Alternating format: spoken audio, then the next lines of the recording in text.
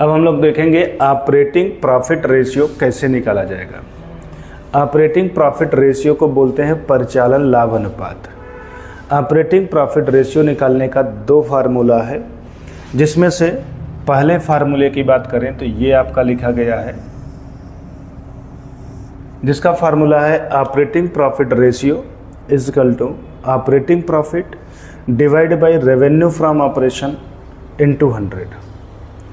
इसके अलावा एक दूसरा भी फार्मूला लगता है, operating profit ratio is equal to 100 minus operating ratio.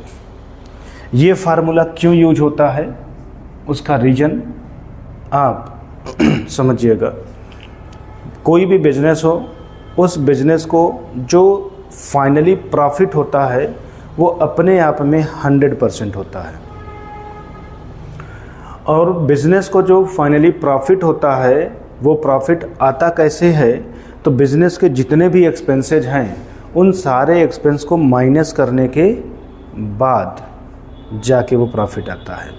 तो जितने एक्सपेंस माइनस होते हैं उन एक्सपेंस में दो टाइप की एक्सपेंस होते हैं, एक बिजनेस को चलाने से रिलेटेड और एक बिजनेस को चलाने से रिलेटेड नहीं होता है। मतलब एक ऑपरेटिंग एक्सपेंस और एक नॉन ऑपरेटिंग एक्सपेंस होता है।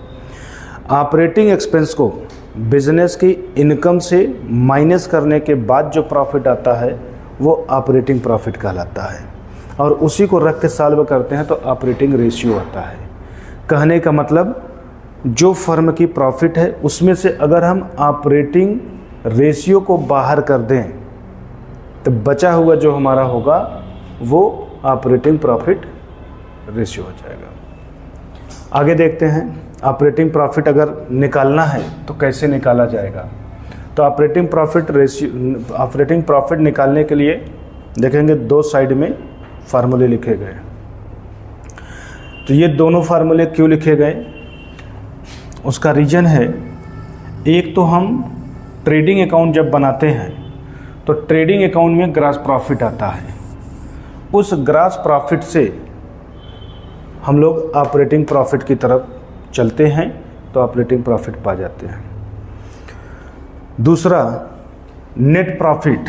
क्वेश्चन में जब आप पीएल अकाउंट बनाते हैं, क्लास 11th में आप लोग पीएल अकाउंट बनाए होंगे तो नेट प्रॉफिट आया होगा।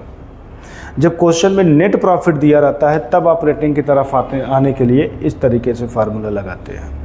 क्यों ऐसा होता है उसका रीजन जानिएगा। किसी भी बिजनेस का नेट प्रॉफिट निकालते समय उस बिजनेस की जो भी ग्रॉस प्रॉफिट होती है उस ग्रॉस प्रॉफिट में से जितना भी ऑपरेटिंग एक्सपेंस था वो माइनस हो चुका रहता है। ऑपरेटिंग एक्सपेंस में आपके वो एक्सपेंस आएंगे जो बिजनेस को चलाने से रिलेटेड होते हैं, उसके साथ ही साथ नॉन ऑपरेटिंग एक्सपेंस भी माइनस होता है तो जाके नेट प्रॉफिट आती है।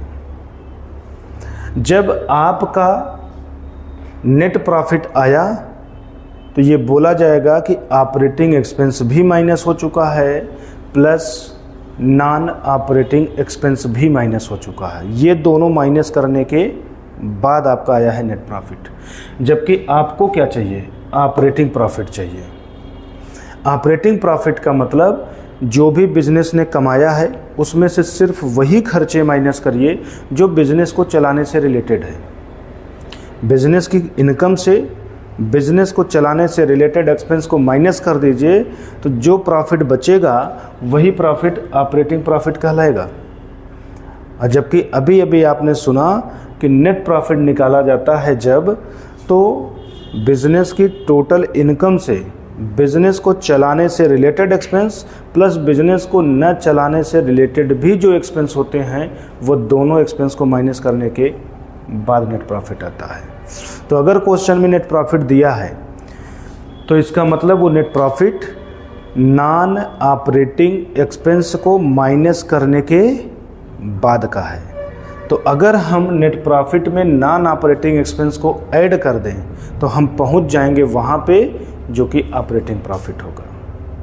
तो उस केस में नेट प्रॉफिट बिफोर टैक्स, उसी नेट प्रॉफिट को नेट प्रॉफिट बिफोर टैक्स बोलते हैं, उसको रखेंगे, नॉन ऑपरेटिंग एक्सपेंस या लॉसेस को ऐड कर देंगे और माइनस कर देंगे नॉन ऑपरेटिंग इनकम को, तो जो आएगा वो आपका ऑपरेटिंग प्रॉफिट कहलाएगा। नॉन ऑपरेटिंग एक्सपेंस में क्या आता है, तो वो नीचे आपका फार्मूला लिखा गया है। नॉन ऑपरेटिंग एक्सपेंस में क्या आता है, तो नॉन ऑपरेटिंग एक्सपेंस में आता है फाइनेंस कास्ट। फाइनेंस कास्ट का मतलब कंपनी ने कहीं से लोन ले रखा हुआ है और उस पर इंटरेस्ट पे कर रही है, तो वो आपका नॉन ऑपरेटिंग एक्सपेंस की कैटेगरी में आता है। इसी तरीके से कोई भी कंपनी का असेट बेचा गया और उस असेट पे लॉस हो गया, तो वो भी नॉन ऑपरेटिंग एक्सपेंस का पार्ट होता है। तो loss on sale of asset. Company अपने शेयर और डिबेंचर को इशू करते समय डिस्काउंट दे देती है, तो उस डिस्काउंट को भी हम नॉन ऑपरेटिंग एक्सपेंस में ले आते हैं। कंपनी बनने से पहले जितने भी एक्सपेंस होते हैं उन सारे एक्सपेंस को प्रीलिमिनरी एक्सपेंसेस के नाम से जाना जाता है, और उस प्रीलिमिनरी एक्सपेंसेस को जब रिटर्न ऑफ किया जाता है तो वो भी आपका नॉन ऑपरेटिंग एक्सपेंस का पार्ट होता है। इस टाइप का जितने भी एक्सपेंस दिख रहे हैं उन एक्सपेंसेस को आप नेट प्रॉफिट बिफोर टैक्स या नेट प्रॉफिट में ले जाके ऐड कर दीजिए, तो आ जाएंगे ऑपरेटिंग प्रॉफिट की तरफ। ठीक है, इसके बाद ग्रॉस प्रॉफिट से कैसे निकाला जाएगा ऑपरेटिंग प्रॉफिट। ग्रॉस प्रॉफिट का मतलब होता है कि बिजनेस को जितना इनकम हुआ है उसमें से अभी केवल डायरेक्ट एक्सपेंस माइनस किया गया है। डायरेक्ट एक्सपेंस का मतलब ट्रेडिंग अकाउंट में दिखाए जाने वाले सारे खर्चे माइनस हुए हैं।